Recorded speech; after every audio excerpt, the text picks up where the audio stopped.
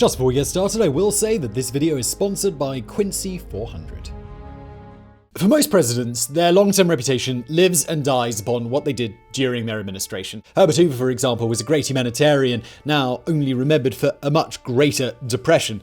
No one, meanwhile, seriously remembers Woodrow Wilson for overhauling Princeton University. Heck, even Dwight D. Eisenhower is better known for his 2 terms than winning goddamn World War II. But occasionally, you get a president whose deeds before or after their administration are central to their place in history. Of these, perhaps none is so fascinating as John Quincy Adams. The 6th president of the United States, Adams was also the White House's first major disappointment. In his single term, he failed to do anything much of consequence, existing mainly as a human punching bag for his successor, Andrew Jackson. Yet rather than the pinnacle, the presidency would turn out to be a brief dip in his otherwise remarkable life. As Secretary of State pre-presidency, Adams helped shape America in profound ways. In his post-White House career, he became one of the most powerful anti-slavery voices in the nation. A mediocre, ineffectual president who still transforms the United States, this is the life of John Quincy Adams, America's greatest failure.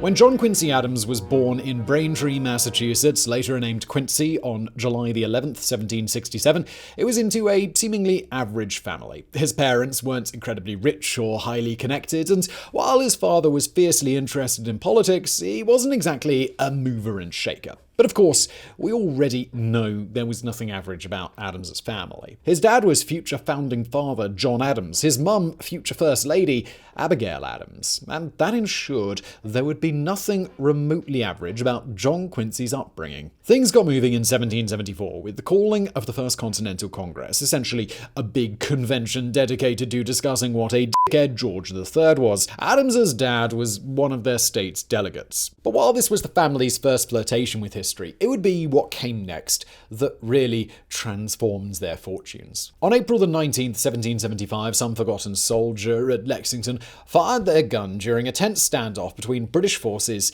and American militia. It was the opening of the American Revolutionary War, the shot heard around the world. It was also the starting gun on John Adams's high-velocity career. With his dad running off to join the Second Continental Congress that spring, John Quincy was left to witness the war unfold from his mother's side.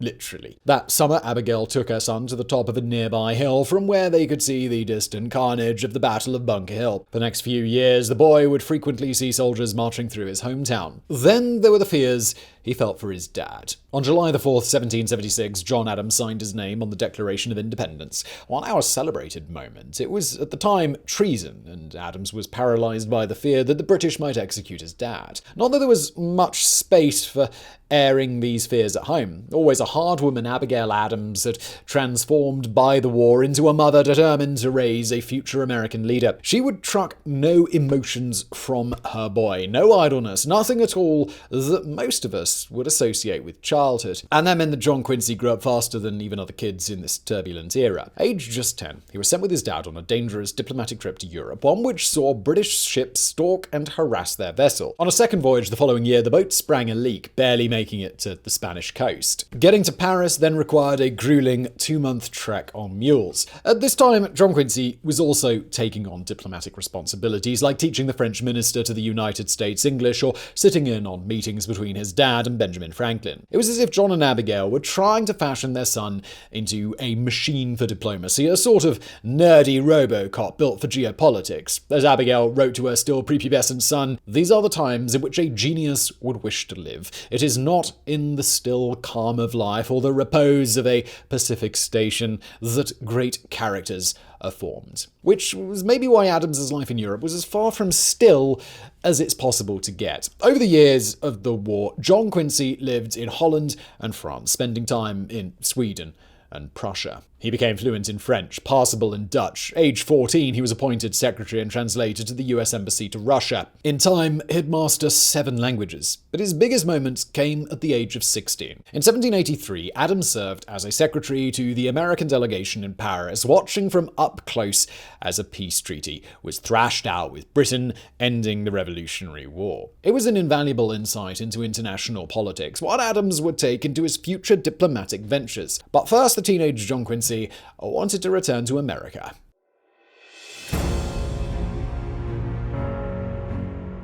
As he reached adulthood, John Quincy Adams had grown into a highly intelligent, well-traveled, and well-read young man. He also, however, had grown into a neurotic mess, an ill-tempered, emotionally cold egotist who most people instinctively disliked. In short, the ideal combination for professional success and personal misery. First, the professional success. Back in the US, John Quincy graduated Harvard, passed the bar, and began practicing law, all by the age of 23. He also found a side gig writing articles in support of the new president, articles that soon brought him to George Washington's attention. It probably didn't hurt that Washington's vice president was John Quincy's dad. In 1794, the president appointed him minister to the Netherlands, and Adams returned to Europe. Okay, so that's the amazing career. What about the personal misery? For that, we need to look no further than Adams's love life. While in the US, John Quincy had fallen spectacularly for a local girl. He'd even wanted to propose. But then Abigail had told him that he needed to focus on his career, so Adams broke off with the young woman, only to regret the decision immediately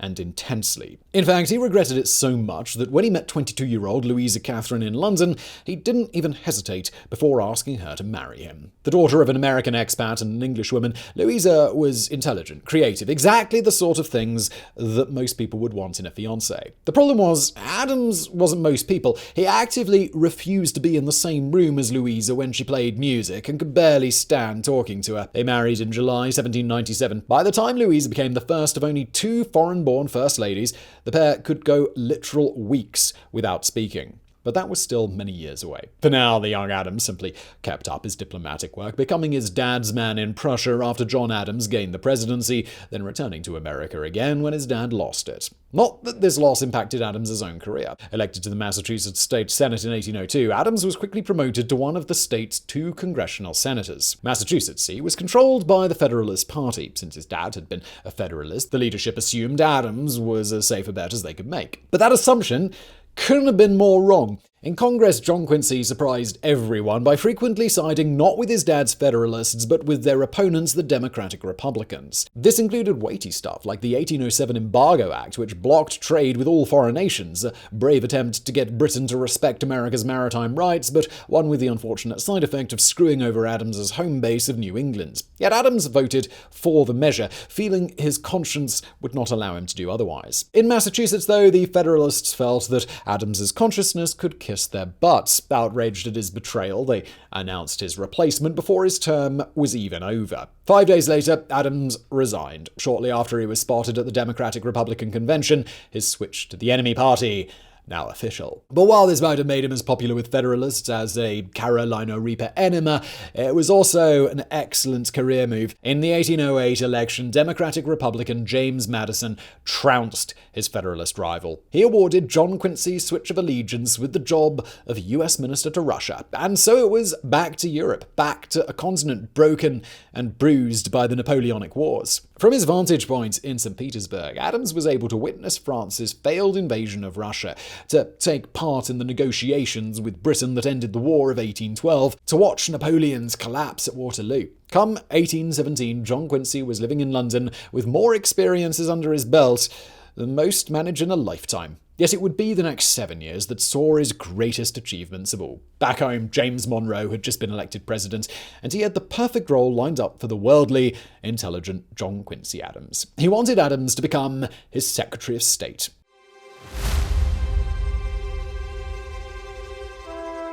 Although on paper he was the perfect candidate, deep down Adams was worried. Worried that Monroe had made the wrong choice. Worried that he'd be a failure. As he wrote to Abigail, he felt that the president had overestimated not the goodness of my intentions, but the extent of my talents. For a man so egotistical, he once called his own diaries the most precious and valuable book ever written by human hands, such fears seem remarkable, an indication that Adams really did sense he might not be fit for high office. And while time and the highest office in the land would eventually prove him right, in 1817, the opposite happened. John Quincy Adams was about to become perhaps the best Secretary of State the US ever had. Adams's genius lay in his ability to negotiate. Under his watch, vital treaties were signed that changed America forever. The most vital of these, the treaties with Britain and Spain. At this point, remember, Adams had lived through 2 major wars with Britain and voted for legislation designed to cut all trade ties with London. So he'd have been forgiven for making his official stance, screw those limey douchebags. But no, instead, Adams spearheaded the Convention of 1818, which permanently set the US-Canadian border along the 49th parallel all the way to the Rocky Mountains. With a ban on armaments along the border, this treaty helped diffuse 50 years of tensions between London and Washington, ushering in a new era in which redcoats weren't constantly trying to burn down the White House. More important still, though, may have been the treaty with Spain. Signed in 1819, the treaty saw Florida officially handed to the United States and Spain give up its claims to territory north of latitude 42 degrees. Since this included Oregon County, it set the stage for yet further US expansion westward in the future.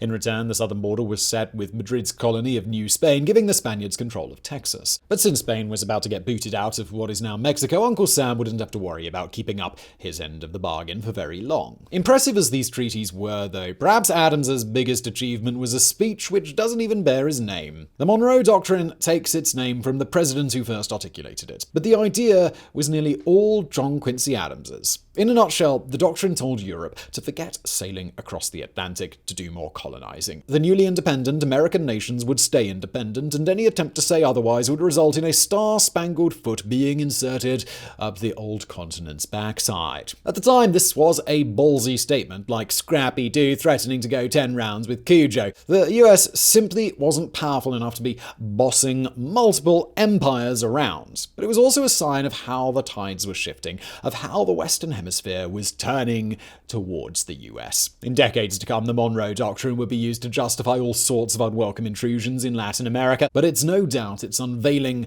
was a pivotal moment. So, that was John Quincy's career as his time as Secretary of State drew to a close, one with a track record of 3 major wins plus a minor victory professionalizing the diplomatic service. Stacked together, all this made Adams feel like he'd got a pretty good shot at taking over from Monroe when the president left office. The trouble was, he wasn't the only one. As the election year of 1824 dawned, it was on a country that had dramatically changed. The Federalist Party had collapsed. Male suffrage had been expanded. 18 of the 24 states now chose their presidential electors by popular vote. It would, in short, be a watershed election, one that would fulfill John Quincy's wildest dreams, even as it laid the groundwork for his political destruction.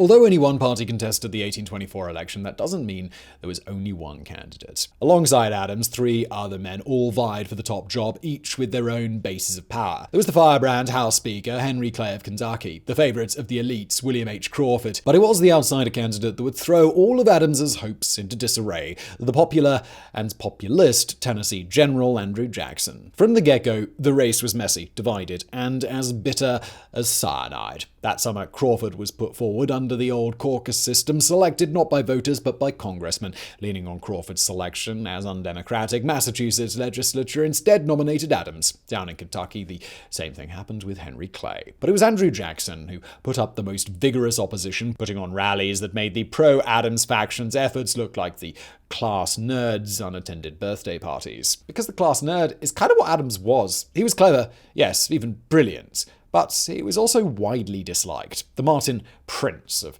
presidential politics. There was no way, in this era when the popular vote actually mattered, that cerebral Adams could win against a natural populist like Jackson. When the results came in, it was clear John Quincy's presidential bid had failed. While it left Clay and Crawford eating his dust, taking 30.9% of the popular vote, Adams had only won New England and New York. Jackson, meanwhile, had captured 11 states and 41.4% of the vote, and you don't need to be a John Quincy-style genius to know that 41 was a much higher number than 31. So this is it then.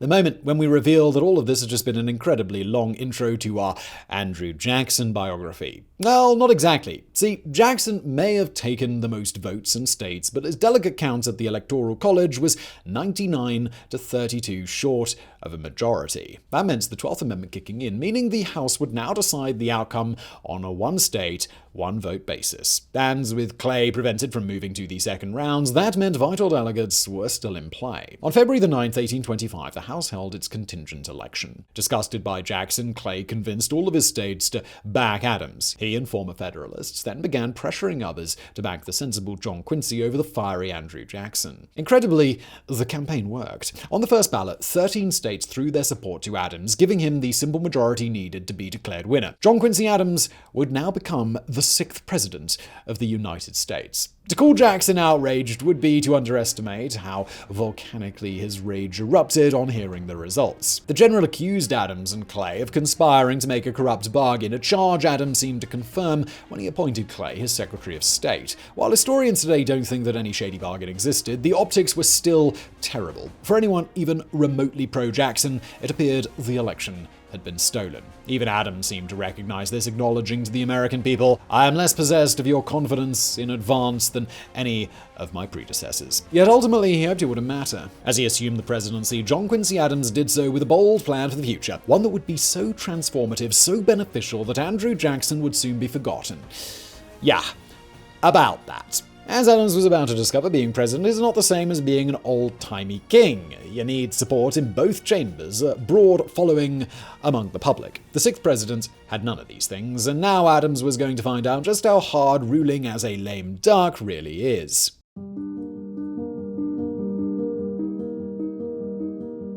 There can be few US presidents with such a stark gap between what they intended to achieve and what they actually managed to do. When John Quincy Adams entered the White House, it was with an ambitious program designed to wed the states into a true nation with a vast internal market and a strong executive. Adams wanted to construct roads and canals to connect Americans, to standardize weights and measures, to build universities and observatories, and dispatch survey teams to map everything the continent had to offer. Yet, while he would see modest success with construction projects, including the Lake Erie Canal, mostly what Adams would see would be endless failure. 1820s America didn't see an early New Deal in his plans for massive public works. No, what they saw were attempts to drain power from states and pump it directly to Washington. More to the point, they also saw a president elected in a contentious manner suddenly acting like he was the messiah of government reform. But rather than the messiah, Congress would treat Adams as a very naughty boy. From the get-go, the 6th president was hampered in all his goals, spurned even by former supporters. For 2 years, things just about held together. But then 1826 rolled around and Adams's world fell apart. First, his father, always his staunchest supporter, died from a heart attack. With his dad gone, Adams lost the one person he could truly count on. Yet his personal isolation would soon be compounded by a second disaster. In the midterm elections that year, Jacksonians took control of Congress, determined to block everything Adams tried to do. In the 2 years since the contingent election, Jackson hadn't remotely mellowed, instead launching an endless campaign against the president, all while building an election-winning machine. With Congress now solidly against him, Adams would spend the rest of his presidency unable to do anything but helplessly watch as his ambitions crumbled to dust. There were the delegates Adams wanted to send to Panama for a meeting of American nations, only for Congress to block their funding, or the tariff package Congress forced him to authorize that was so unpopular it became known as the Tariff of Abominations. Even when Adams tried to do right, such as supporting the rights of Creek Indians to have their territory respected, Congress still rejected him. Now, this doesn't mean Adams was an actively bad president. Stacked next to him, James Buchanan, and he looks positively great. But it does mean that he became a mediocre president, one whose term would be defined by inertia, drift, and ever-shrinking expectations. Against this backdrop, the 1828 election was almost a mercy killing. Now at the head of the newly formed Democratic Party, Andrew Jackson was back, and he was ready for vengeance. That winter, the general won a crushing victory, taking 55.5% of the vote and dominating the Electoral College. Like his father before him, John Quincy was now officially a one-term president. And just like his father before him, Adams left under a grumpy cloud, refusing to attend his successor's inauguration. But while this would be the end of most presidential bios, barring a quick paragraph explaining how they died, Adams's biography still has a final chapter, because after a disappointing presidency, his career was going to have one last glorious high. In the coming years, John Quincy Adams was going to reinvent himself as nothing less than the conscience of his nation.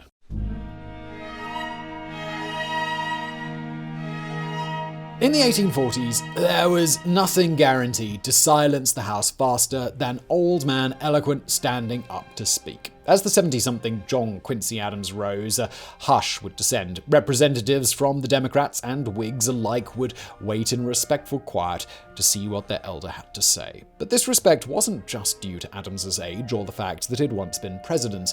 Rather, it was due to his long and extraordinary post-White House career. After he lost the election, John Quincy had gone into retirement, moping miserably around Massachusetts as the Jacksonian Revolution got underway. But then some neighbors had pressured him to run for Congress, and Adams had won, entering the House in December of 1831. At the time, many thought it beneath him, a former president reduced to just one of hundreds of representatives. As Adams put it, though, no person could be degraded by serving the people, and serve was exactly what Adams intended to do. Over 16 plus years, John Quincy would forge a second career, speaking out forcefully against aggressive expansion, against the war with Mexico.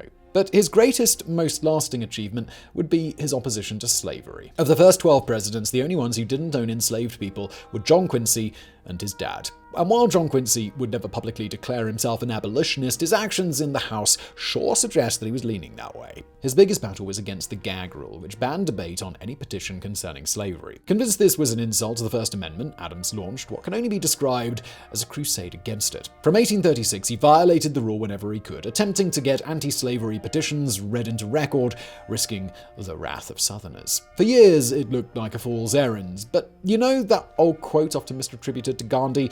First they ignore you, then they laugh at you, then you win. Well, Adams kept going until he won. In 1844, the House relented, voting to end the gag rule. By then, Adams was already fighting slavery on other fronts. In 1841, he'd gone before the Supreme Court to argue the Amistad case on behalf of slaves who'd mutinied aboard a Spanish ship only to be captured by American sailors. Adams's argument was a blistering denunciation of slavery as against American founding principles, saying, "The moment you come to the Declaration of Independence that every man has a right to life and liberty, an inalienable right, this case is decided. I ask nothing more in behalf of these unfortunate men than this declaration."